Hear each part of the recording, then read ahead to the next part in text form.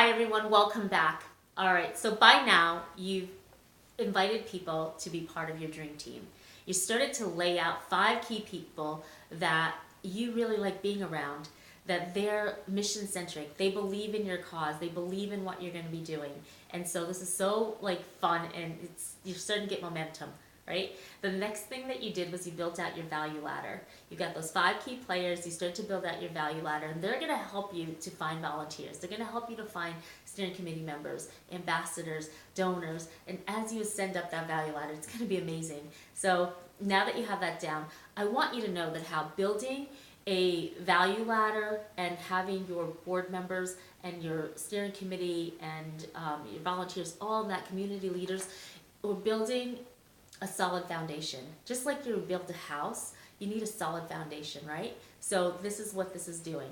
It's helping you to build a solid foundation. So if you had to go back to step 1, you knew exactly where to start again.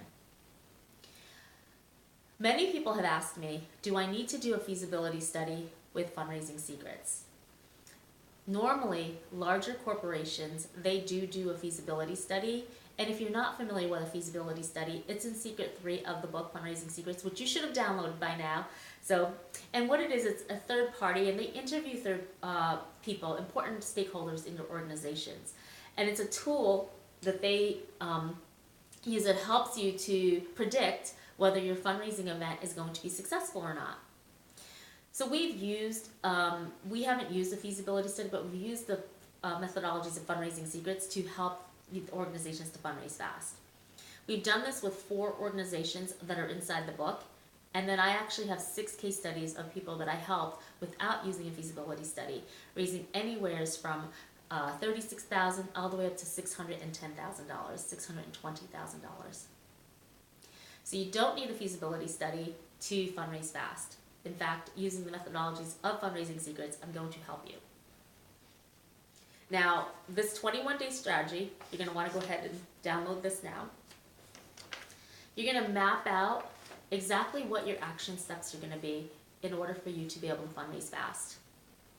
Now, it's 21 days for a habit and 63 days for a ritual. You're going to want to print this form 3 times, and it's going to help you to keep on track.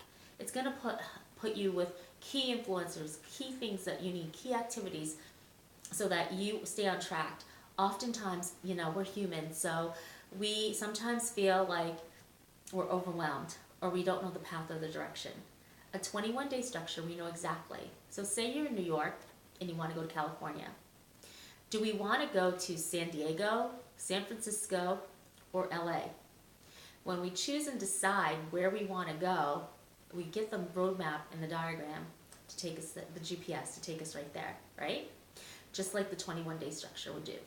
So this 21-day strategy, I want you to follow it, and we're going to break it down for you, and I'm going to give you more insight so that you know exactly how to grow your online game and position yourself as an authority in your niche. Even if you're a brand new organization and you're looking to just build a team and then move to the next level of fundraising.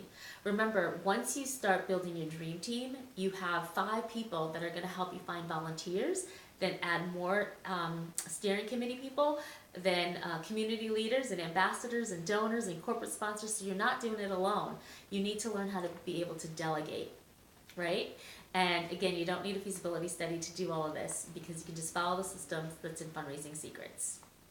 So when we create a drama-free timeline, we create a timeline in advance, and when we do that, it eliminates any distraction or any confusion or any disconnect, because you're going to have, once you see that value ladder and ascend, you're going to have a lot of people in your organization where you thought it was just you, but now you're not alone.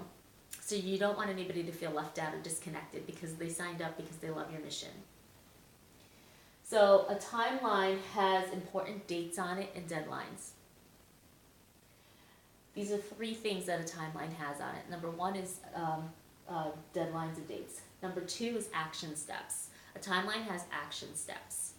And number 3 is direction. Once you put those formula into place, people know exactly the direction that they're going and the deadline dates. They have their action steps, and there's no way that you can't have a successful event.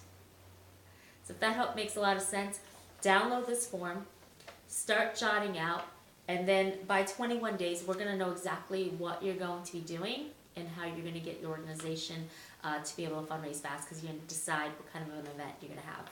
All right? All right, stay tuned for the next video. I'll see you inside.